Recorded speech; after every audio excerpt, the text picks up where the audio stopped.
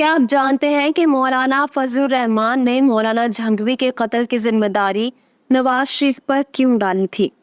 شیعہ سنی بنیاد پر سیاست کرنے والے مولانا جھنگوی دیگوں میں چھپ چھپ کر سفر کرنے پر کیوں مجبور تھے؟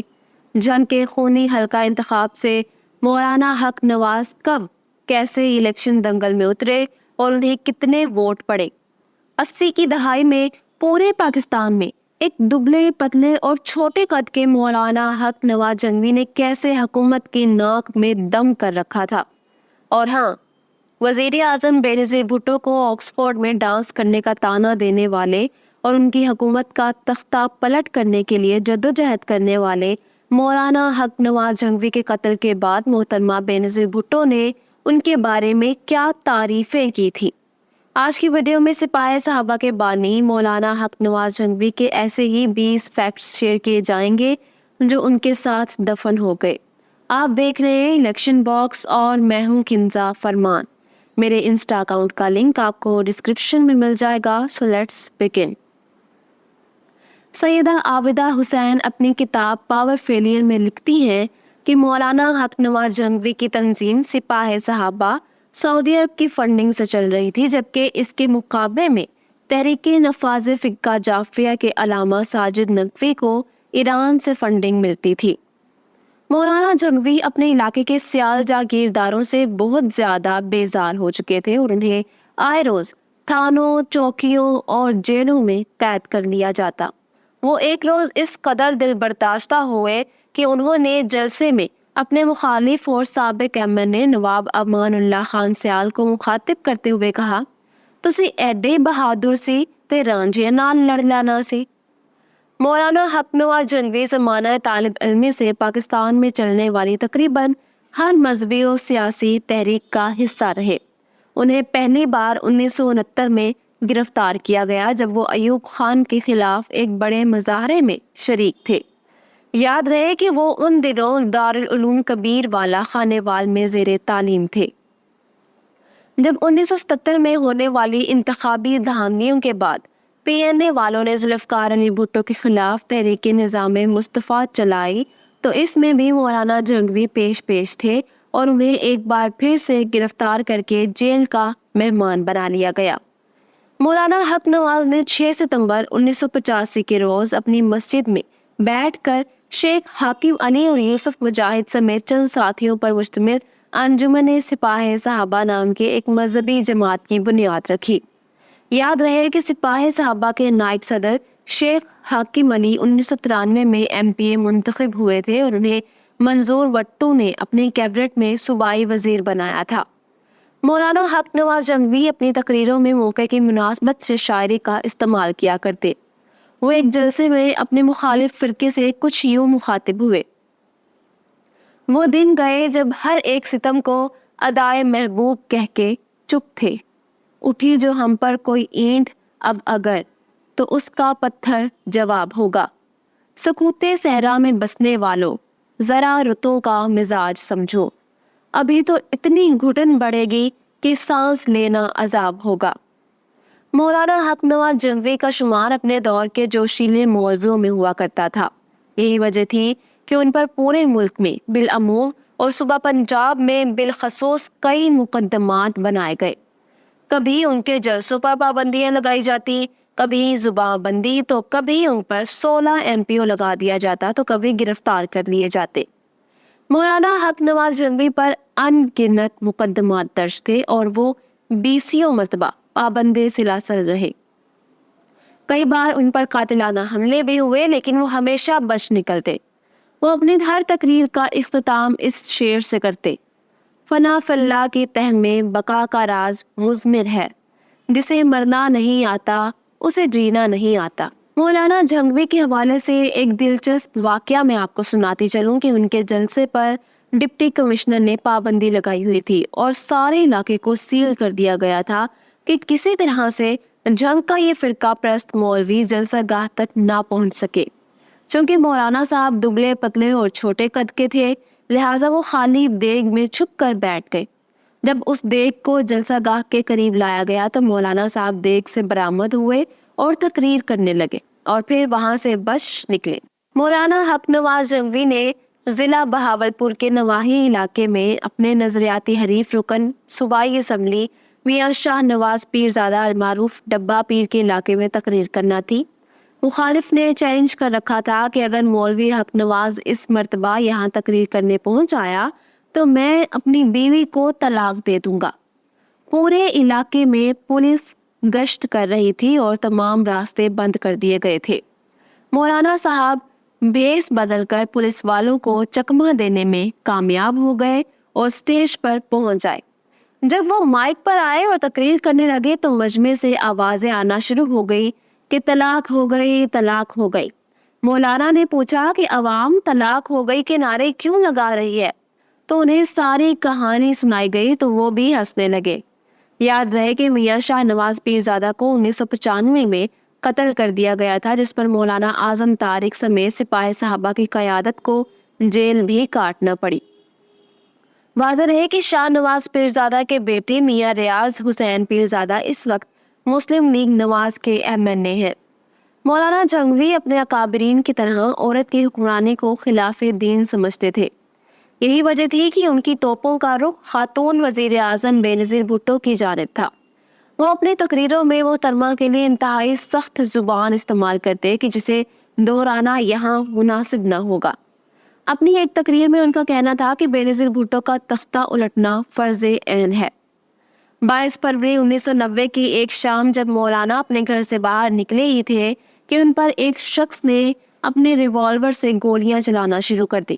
انہیں زخمی حالت میں ہاسپٹل لے جا رہے تھے کہ راستے ہی میں ان کا سفر دنیا اختتام پذیر ہو گیا۔ یاد رہے کہ اس وقت مولانا جنگوی کی عمر 38 برس تھی۔ ہاسپٹل کی انتظامیہ نے مولانا جنگوی کی ڈیڈ باڈی کو پوسٹ مارٹم کے لیے 17 گھنٹوں تک روکے رکھا۔ اگلی صبح 23 فروری کو ان کا جسد خاکی لواحقین کے سپرد کیا گیا۔ شیخ الحدیث مولانا عبداللہ درخواستی نے ان کی نماز جنازہ پڑھائی، جس کے بعد انہیں جامعہ محمودیہ جنگ میں سپرد خاک کر دیا گیا۔ مولانا فضل الرحمان نے مولانا جنگوی کے قتل کا ذمہ دار ان کی سیاسی حریف سیدہ عابدہ حسین اور اس وقت کے وزیر اعلیٰ پنجاب میاں محمد نواز شریف کو ٹھہرایا تھا، تو دوسری جانب نواز شریف کا اخبار میں یہ بیان چھپا: حق نواز جنگوی کا قتل اسلامی قوتوں کے لیے عظیم نقصان ہے۔ انہوں نے اپنی ساری زندگی تبلیغ اسلام اور ختم نبوت کے لیے وقف کر ڈالی تھی۔ ہمارے ہاں یہ روایت رہی ہے کہ کوئی شخص بھلے آپ کو کتنا ہی بڑا مخالف کیوں نہ ہو، لیکن وفات پر اسے ہمیشہ اچھے الفاظ میں یاد کیا جاتا ہے۔ اس وقت کے صدر پاکستان غلام اسحاق خان کا کہنا تھا کہ مولانا جنگوی کا بہیمانہ قتل پورے ملک اور معاشرے کے لیے لمحہ فکریہ ہے۔ وزیر اعظم بینظیر بھٹو کا یہ تعزیتی بیان اخباروں کی زینت بنا۔ مولانا صاحب ایک نامور مذہبی شخصیت تھے جنہوں نے اسلام کے لیے قابل قدر خدمات انجام دی۔ مجھے ان کی افسوسناک وفات پر انتہائی صدمہ ہوا ہے۔ میری طرف سے دلی تعزیت قبول فرمائے۔ اللہ تعالیٰ مرحوم پر اپنی انتہائی رحمتیں نازل فرمائے اور سوگوار خاندان کو اس عظیم نقصان پر صبر عطا فرمائے۔ سیدہ عابدہ حسین کے مطابق مولانا جنگوی کے قتل کے بعد جنگ میں شیعوں پر زمین تنگ کر دی گئی اور 80 سے زائد شیعہ فرقہ وارانہ کشیدگی میں مار دیے گئے۔ وہ اپنی کتاب میں لکھتی ہے کہ میں مولانا حق نواز جنگوی کی فاتح خوانی کے لیے ان کے گھر آنا چاہتی تھی۔ میں نے پہلے فون پر ان کی بیوہ سے بات کرنا چاہی تو انہوں نے کہا کہ تم کافر اپنے گھر میں دعا کرو، میرا بھائی اسامہ بن لادن میرا خیال رکھنے کے لیے کافی ہے۔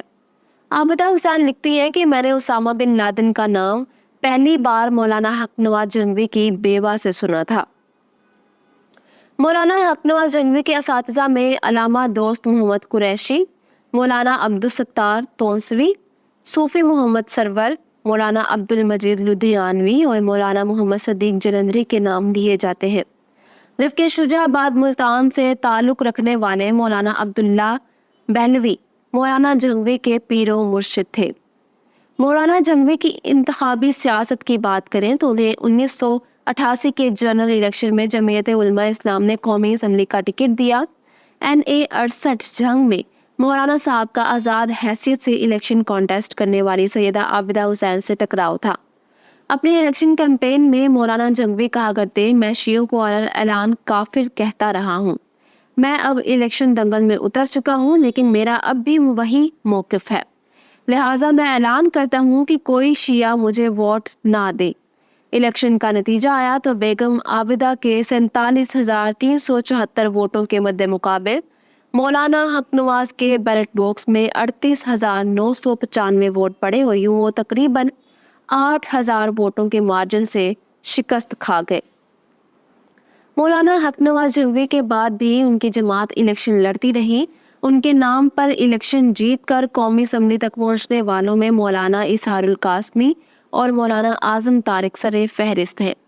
صوبائی اسمبلی کے حلقوں کی بات کریں تو مولانا جنگوی کے کوز پر MPA بننے والوں میں میاں ریاض حشمت جنجوعہ، شیخ حاکم علی، خالد سرگانہ، شیخ محمد یعقوب، مولانا مسرور نواز اور مولانا معاویہ اعظم کے نام شامل ہیں۔ مولانا حق نواز جنگوی کی نجی زندگی کی بات کریں تو ان کے والد ولی محمد کسان تو تھے ہی، لیکن وہ اپنے علاقے کے مشہور کھوجی بھی تھے اور چوروں کے سراغ رسانی کے لیے لوگ ان کی خدمات لیا کرتے۔ مولانا جنگوی کا تعلق سپرا جٹ قوم سے تھا۔ وہ کل 3 بھائی تھے۔ ان کے بڑے بھائی کا نام شیر محمد اور چھوٹے بھائی کا نام شمس الحق تھا۔ مولانا جنگوی ابھی 1 سال کے ہوئے تھے کہ والدہ چل بسیں، جبکہ ان کے والد بزرگوار کی وفات اکتوبر 1974 میں ہوئی۔ مولانا حق نواز جنگوی نے 25 سال کی عمر میں 1977 میں شادی کی۔ مولانا اور بیگم زبیدہ کے 3 بیٹے پیدا ہوئے، جن کے نام بالترتیب اظہار الحق، حسنین معاویہ اور مسرور نواز ہے۔ یاد رہے کہ مولانا اپنے تینوں بیٹوں کی پیدائش کے وقت جیلوں میں قید تھے۔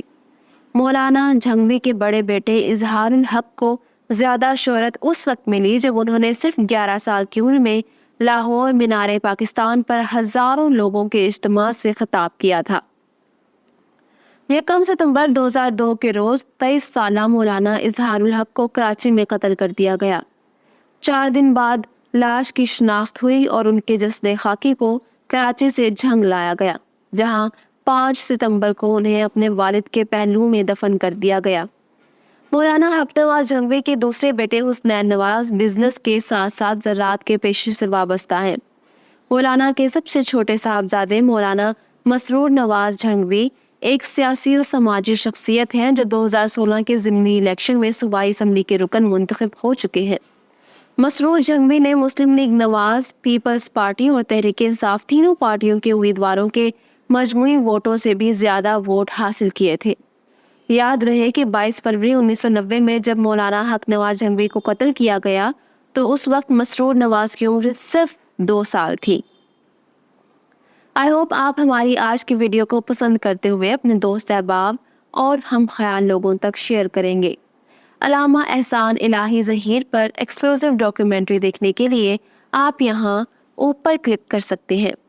مولانا محمد اعظم طارق کی بایوگرافی کے لیے یہاں نیچے، اور مولانا ضیاء الرحمن فاروقی کے فیکٹس آپ کو یہاں ملیں گے۔